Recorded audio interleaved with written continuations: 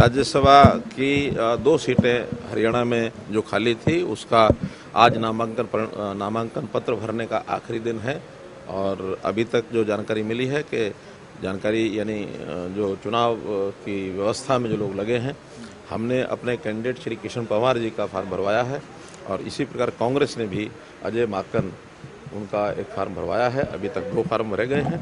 सायंकाल तक क्या और व्यवस्था बनती है उस हिसाब से पता लगेगा। अगर केवल 2 ही रह जाते हैं तब तो आगे चुनाव की कोई परिस्थिति नहीं होगी और ये एक प्रकार का चुनाव फाइनल माना जाएगा।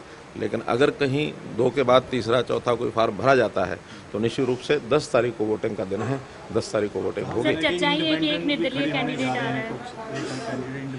देखिए, ये एक सबका अपना लोकतांत्रिक अधिकार है और उस लोकतांत्रिक अधिकार में फार्म भरना सबका काम है। जो भरेंगे तो उसके बाद पता लगेगा। मैंने बताया कि अगर 2 ही रह जाते हैं तो वोटिंग नहीं होगी।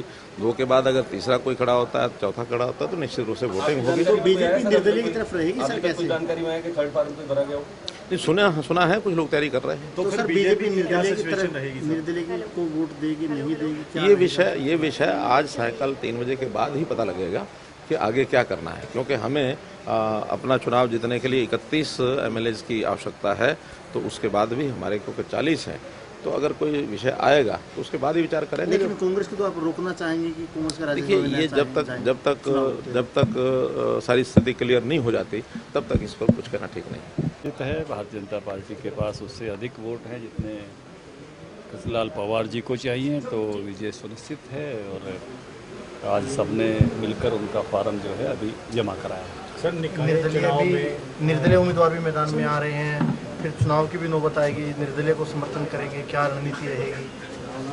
कि एक बार आने दो मैदान में, अभी तो कोई फार्म आया नहीं है। जब फार्म आएगा, कोई अप्रोच करेगा तो फिर उस विषय पर विचार करेंगे। मैं सबसे पहले देश के प्रधानमंत्री नरेंद्र मोदी जी का, हमारी पार्टी के राष्ट्रीय अध्यक्ष JP नड्डा जी का, अमित शाह जी का और केंद्र में सभी वरिष्ठ नेताओं का, केंद्र के संगठन का और विशेष तौर से हरियाणा प्रदेश के मुख्यमंत्री माननीय मनोहर लाल जी और हमारे प्रदेश के बहुत ही मजबूत पार्टी के अध्यक्ष ओम प्रकाश धनखड़ और हरियाणा प्रदेश के संगठन का मैं धन्यवाद करता हूं, नतमस्तक करता हूं कि मेरे जैसे छोटे से कार्यकर्ता को आज राज्यसभा में भेजने का काम किया। इसलिए मैं केंद्र सरकार के संगठन का, हरियाणा प्रदेश के संगठन का मैं नमन करता हूं।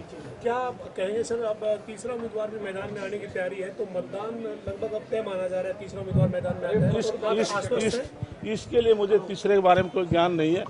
पार्टी ने फर्स्ट उम्मीदवार मुझे बनाया है। मैं अपने बारे में कह सकता हूँ, मैं पार्टी का और संगठन का बहुत बहुत धन्यवाद करता हूँ। बिल्कुल नहीं, पूरे देश में 18 करोड़ कार्यकर्ता भारतीय जनता पार्टी के हैं और भारतीय जनता पार्टी संगठन सब पर नज़र रखता है किस कार्यकर्ता के किस समय क्या काम लेना है। इससे पहले संगठन ने मुझे हरियाणा प्रदेश की SC मोर्चा की प्रदेश की जिम्मेदारी सौंपी थी।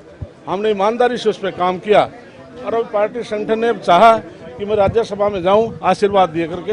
अब राज्यसभा में जाने के लिए मुझे नॉमिनेशन फाइल किया है।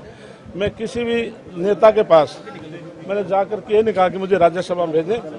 बीजेपी एक ऐसी पार्टी है, कार्यकर्ता सम्मान करती है और किस कार्यकर्ता को किस समय क्या काम देना है उसी प्रकार से काम देते हैं।